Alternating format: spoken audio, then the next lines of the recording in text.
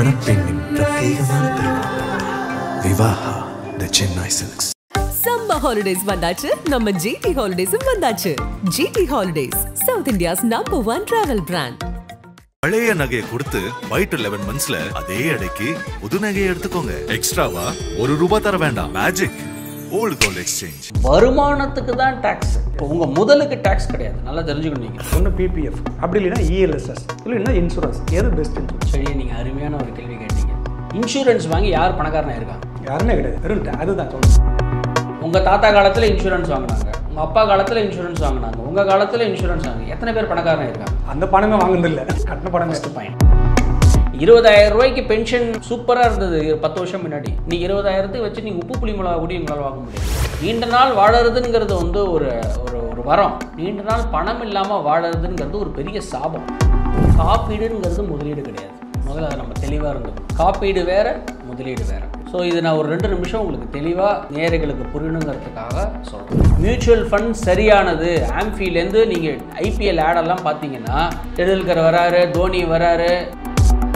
7 வருஷம் நீங்கள் மியூச்சுவல் ஃபண்ட்ஸில் முதலீடு பண்ணியிருக்கேன், தொடர்ந்து முதலீடு பண்ணியிருக்கேன், எஸ்ஐபி பண்ணியிருக்கேன். ஒருத்தரை கூடி நான் நஷ்டம் அடைஞ்சதுன்னு உங்களால் காமிக்க முடியாது. இன்னைக்கு காலகட்டத்தில் நம்ம நிறைய பேரை பார்க்குறோம். 55 வயசில் ஓரளவுக்கு சேஃபாக வச்சுருக்கேன்னு சொல்லிட்டு கையில் வச்சுட்டு இருக்கிற பணம் பத்தாம போயிடும். நம்ம அவசர தேவைக்கு அப்பா அம்மாவை யூஸ் பண்ணிக்கக்கூடாது, நம்ம ரிட்டையர்மெண்ட்டுக்கு நம்ம பசங்களை நம்பி இருக்கக்கூடாதுன்னு ஒரு ப்ராவர்பு இருக்கு. ஸோ அதனால வீட்டில் லேடிஸ் இருந்தாங்கன்னு சொன்னால் ஹார்ட் அண்ட் கேன்சர்னு ஒரு பாலிசி இருக்குது. அது ஒரு இன்சூரன்ஸ் கம்பெனி மூலமாக எல்லா விமனும் எடுத்துக்கணும்.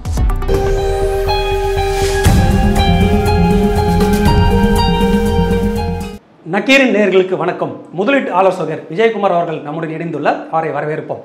வணக்கம் சார். வணக்கம் செழியன். ஓகே சார், இப்போ நீங்கள் பேசும்போது ஒரு வார்த்தை டாக்ஸேஷன் பற்றி சொன்னீங்க. இது நிறைய பேருக்கு இந்த ஒரு சின்ன குழப்பம் இருக்குது, சந்தேகமும் இருக்குது. இப்போ உதாரணத்துக்கு ஒருத்தர் டேக்ஸ் கட்டக்கூடிய ஸ்லாபில் இருக்கார். அவர் 10% 20 ஏதோ சம்திங் இருக்கார். ஒருத்தருக்கு டேக்ஸ்க்குள்ளே எலிஜிபிளே இல்லை, அவர் டேக்ஸை கட்டலை. அதுக்கு கீழே தான் வருமானம் இருக்கிறதுனால டேக்ஸை கட்டலை. இப்போ இவங்களும் ஈக்விட்டி மியூச்சுவல் ஃபண்ட் வாங்குறோம், இல்லை கோல்டு மியூச்சுவல் ஃபண்ட் வாங்குறோம். இவரும் gold mutual fund, equity mutual fund வாங்குறேன். அந்த 2 வருடம் பிறகு விற்கிறாங்க. இப்போ 2 வருடம் விற்கும் போது இவருக்கு ஸ்லாப் பிரகாரம் லாங் டேர்ம் கேபிட்டல் கெயின் கட்டிட்டு போகிறார். அவர் 2 இயர்ஸ் பிறகு விற்றதுனால இவருக்கு டேக்ஸை இது வரைக்கும் எலிஜிபிள் வராதனால இவர் விற்றா டேக்ஸு இதை விற்றதுக்காவது கட்டணுமா, இல்லை எலிஜிபிள் வரலன்றதுக்காக இதுக்கும் சேர்த்து டேக்ஸ் கட்டாமல் இருக்கலாமா? As far as taxation is concern, டேக்ஸை பொறுத்த வரைக்கும் பர்சனல் டேக்ஸ், பர்சனல் இன்கம்ங்கிறது பர்சனலாக சம்மந்தப்பட்டது. ஓகே. ஸோ இது நம்ம ஒரு ஜென்ரிக்காக நம்ம சொல்ல முடியாது. First point.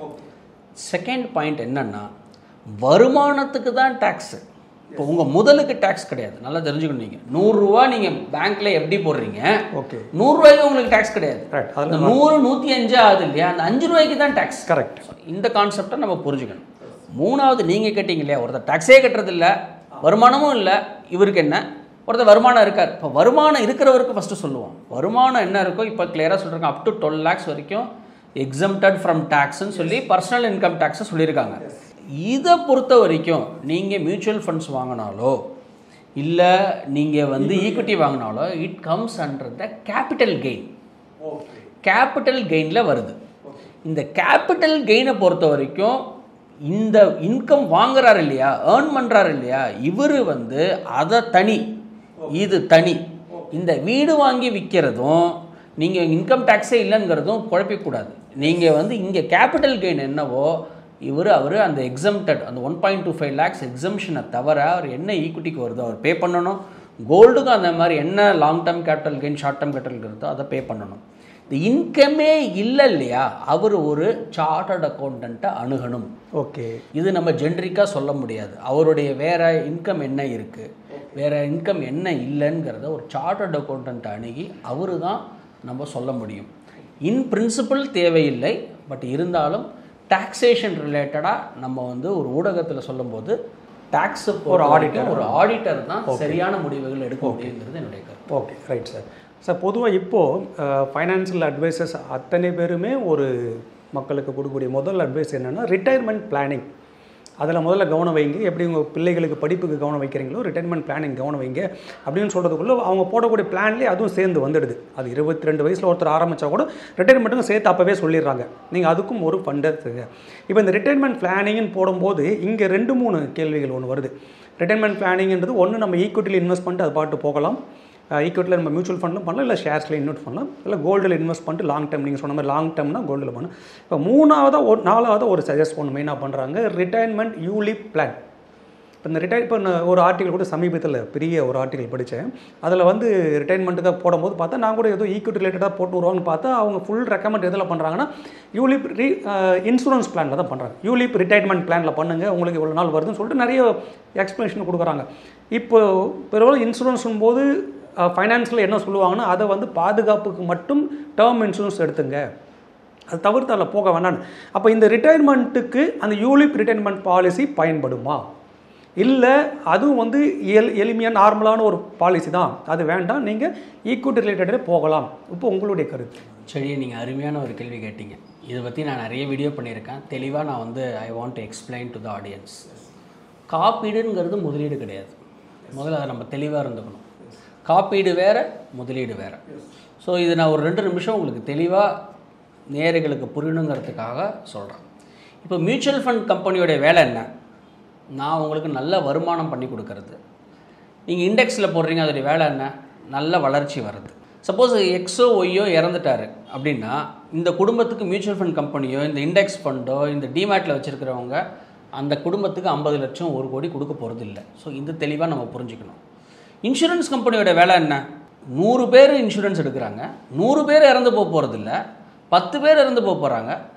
இந்த 2 வீலர் கார் இன்சூரன்ஸ் மாதிரி தான். ஏதாவது ஒரு வண்டி தொலைஞ்சு போகும், ஏதாவது ஒரு வண்டிக்கு டேமேஜ் ஆகும், மிச்சம் இருக்கிறவங்க எல்லாம் ப்ரீமியம் கட்டியிருப்பாங்க, அந்த ப்ரீமியத்துலேருந்து வாங்கி ஒருத்தருக்கு கொடுக்கறது. இதுதான் கான்செப்ட். ஸோ எல்லோரும் இறந்து போக மாட்டாங்க அப்படிங்கிறது தான் கான்செப்ட். இது 2த்தையும் நம்ம பிரித்து தான் வச்சுக்கணும் எப்பயுமே. நீங்கள் இது 2த்தையும் நீங்கள் சேர்த்திங்கன்னு சொன்னால் என்ன ஆகும்?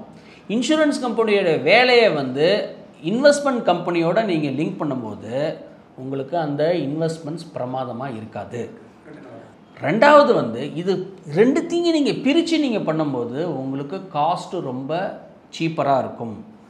3வது இன்சூரன்ஸ் கம்பெனியில் நீங்கள் முதலீடு பண்ணும்போது பாலிசி அட்மின் சார்ஜ், இந்த சார்ஜ் அந்த சார்ஜுன்னு பார்த்தீங்கன்னா 15% 20% ஃபஸ்ட் இயர்லேயே தீட்டிடுவாங்க.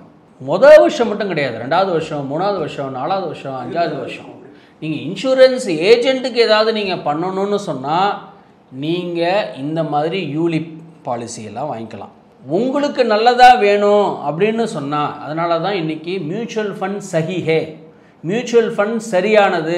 ஆம்ஃபிலேருந்து நீங்கள் ஐபிஎல் ஆடெல்லாம் பார்த்தீங்கன்னா டெண்டுல்கர் வராரு, தோனி வராரு. மியூச்சுவல் ஃபண்ட் சரியானதுன்னு சொன்ன அந்த அட்வர்டைஸ்மெண்ட்டு வேறு எந்த ப்ராடக்ட்டையும் நம்ம சொல்லலையே. ஸோ ஒரு ப்ராடக்டை குறைச்சி நான் எதையும் நான் மதிப்பிடலை. பட் நான் என்ன சொல்ல வரேன்னா, லாபகரமாக இருக்கணும்னா நீங்கள் ஒரு டேர்ம் இன்சூரன்ஸ் எடுத்துக்கிட்டு உங்கள் முதலீடாக பாருங்கள், காப்பீடோடு சேர்க்காதீங்க. சேர்த்திங்கன்னு சொன்னால் ஒரு நீண்ட காலத்துக்கு நல்ல அப்ரோச் இல்லை. ஏங்கிறத சொல்கிறேன். இன்னொரு உதாரணம் உங்களுக்கு சொல்கிறேன். இப்போ மியூச்சுவல் ஃபண்டு, ஒரு மியூச்சுவல் ஃபண்ட் கம்பெனி வாங்கியிருக்கீங்க, இன்னொரு மியூச்சுவல் ஃபண்ட் வாங்கியிருக்கீங்க. இது 2த்தையும் கம்பேர் பண்ண முடியும். ஒரு கேட்டகரி கம்பேர் பண்ண முடியும். இந்த யூலிப் பாலிசியில் கம்பேர் பண்ண முடியாது. ஆமாம். 2வது 250 ரூபா நீங்கள் முதலீடு பண்ண முடியும். மியூச்சுவல் ஃபண்ட்ஸ் 100 ரூபா கூட பண்ணலாம். 2 மியூச்சுவல் ஃபண்ட் கம்பெனியில் மட்டும் 100 ரூபா பண்ணலாம். 250 ரூபா வரைக்கும் பண்ணணும். நீங்கள் யூலிப்பில் பண்ண முடியாது. எளிமையான மக்கள் முதலீடு பண்ண முடியும், எப்போ வேணால் எடுத்துக்க முடியும். லிக்விடிட்டி இங்கே கிடையாது. ஸோ ஓரளவுக்கு சேஃப்டி இருக்கிற ப்ராடக்ட் 7 வருஷத்தில் நான் நிறைய வீடியோவில் நிறைய இடத்துல சொல்லியிருக்கேன். ஒரு மட்டமான ஸ்கீமில் 7 வருஷம் நீங்கள் மியூச்சுவல் ஃபண்ட்ஸில் முதலீடு பண்ணியிருக்கேன், தொடர்ந்து முதலீடு பண்ணியிருக்கேன், எஸ்ஐபி பண்ணியிருக்கேன். ஒருத்தரை கூடி நான் நஷ்டம் அடைஞ்சதுன்னு உங்களால் காமிக்க முடியாது. பட் இன்சூரன்ஸில் நீங்கள் 15-20 வருஷம் வச்சுருந்தா தான், ஏன்னா உங்களுக்கு எடுத்தோடனே 15-20% உங்களுக்கு போயிடுது சார்ஜில். வருஷம் போகிறதுல இந்த பணத்தை மீட்டுறதுக்கே உங்களுக்கு 10 வருஷம் ஆகிடும். ஸோ அதனால யூலிப் ஸ்ட்ரிக்ட்லி நோ ஃபார் ரிட்டையர்மெண்ட்டில் ஆஸ் அன் இன்வெஸ்டராக நான் என்ன பண்ணணும்? நான் ஏர்லியாக ஸ்டார்ட் பண்ணணும். 20 வருஷம் 25 வருஷம் இருந்தது ஒருத்தருக்கு, 15 வருஷத்துக்கு மேலே இருக்குன்னா ஈக்விட்டி மியூச்சுவல் ஃபண்ட்ஸ் வாங்கிக்கலாம். மியூச்சுவல் ஃபண்ட்ஸ் மேலே எனக்கு நம்பிக்கை இல்லை, நான் இண்டெக்ஸ் வாங்கிக்கலாம். ஓகே, ETF வாங்கிக்கலாம். அவருக்கு என்ன பிடிச்சிருக்கோ அதை செஞ்சுக்கலாம். லாங் டேர்முக்கு ரொம்ப சிம்பிளாக இருந்தால் போதும். நீண்ட காலத்துக்கு ரிஸ்க் எடுக்கணும்.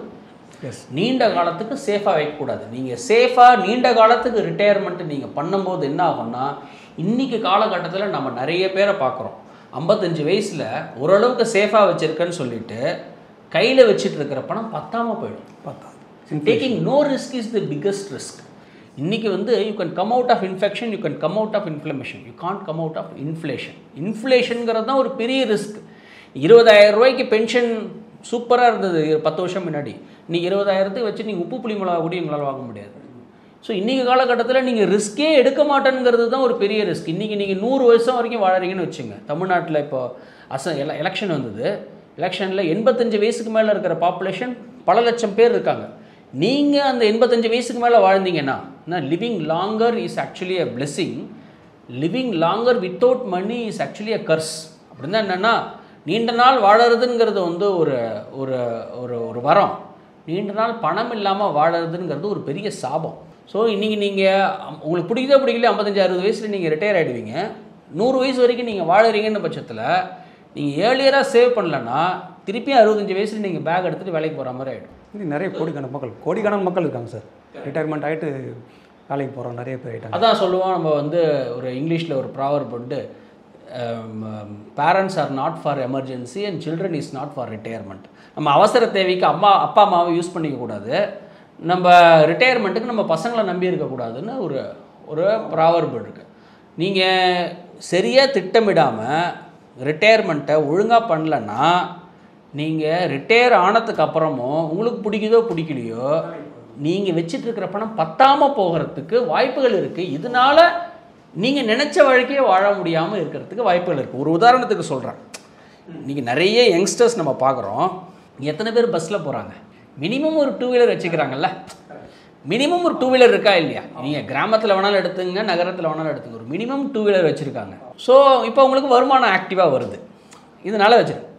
திடீர்னு நீங்கள் பஸ்ஸில் போக சொன்னீங்கன்னு வச்சுக்கோங்களேன், எப்படி இருக்கும் மனநிலை? ஸோ ஒரு ரிட்டையர்மெண்ட் மாதிரி இப்போ டெய்லி சார் பீஸாவும் பர்கரும் சாப்பிட்டுட்ருக்கீங்க, திடீர்னு உப்புமா கொடுத்தா நீங்கள் சாப்பிடுமா? 2008-09 இப்படி தான் பெங்களூர் நடந்தது.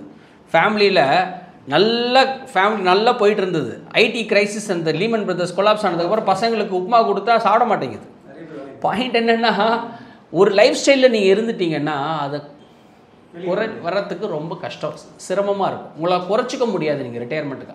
ஸோ சரியாக திட்டமிட்டிங்கன்னு சொன்னால் உங்கள் ரிட்டையர்மெண்ட்டை நல்லா பிளான் பண்ணலாங்கிறது என்னுடைய உங்களோட ரைட்ஸ். அப்போ இன்சூரன்ஸ் பேஸ் பண்ணி நீங்கள் சொல்லும் போது அது ஒரு பாதுகாப்புக்காக எடுக்கணும். ஆனால் நம்ம தமிழ்நாட்டில் அந்த இன்சூரன்ஸ் எடுக்கப்பட்டதுக்கு பெரும்பாலும் ஒரு 80% கூட நம்ம சொல்லலாம். மெயின் பாயிண்ட் எதுக்குன்னா டாக்ஸேஷனுக்காக தான் எடுக்கப்பட்டது. அது என்ன ரிட்டர்ன் வரும்னு கூட பாதி பேருக்கு தெரியாது. ஆனால் அந்த டேக்ஸ் போடுற நேரத்தில் யாரோ ஒருத்தர் சொல்லுவாங்க அந்த டேக்ஸ்க்காக எடுக்கப்பட்டது. உண்மையாகவே டாக்ஸேஷனுக்கு 3 விஷயத்தை குறிப்பிடலாம் சார். ஒன்று பிபிஎஃப், அப்படி இல்லைன்னா இஎல்எஸ்எஸ், இல்லைன்னா இன்சூரன்ஸ். எது பெஸ்ட்டுன்னு சொல்லுவீங்க? ஸோ செழியன் சார், நான் ஒன்று கேட்குறேன். டேக்ஸ் சேவிங்கை விட்டுடுங்க.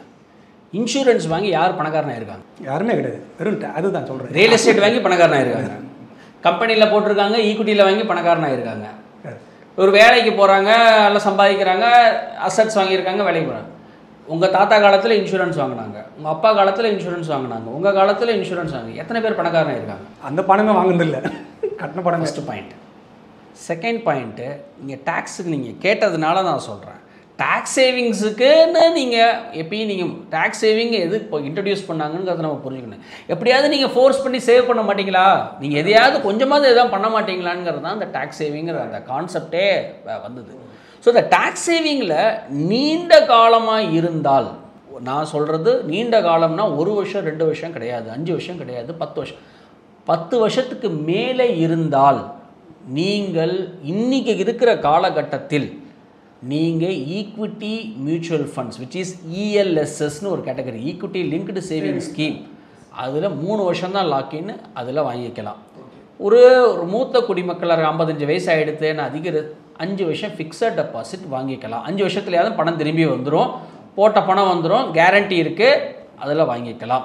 பிபிஎஃப் 15 வருஷம் நீங்கள் வச்சுருந்தீங்கன்னா இன்றைக்கி 7.1% தான், பெரிய அட்ராக்டிவ் இல்லை. பட் எக்ஸம்ட்னு ஒன்று இருக்குது. ஸோ அதனால் பழைய பிபிஎஃபாக இருந்து நீங்கள் கண்டினியூ பண்ணுறீங்கன்னா தயவு செஞ்சு கண்டினியூ பண்ணுங்கள். இன்சூரன்ஸ் டேக்ஸ் சேவிங்ஸுக்காக தயவு செய்து வாங்காதீர்கள்.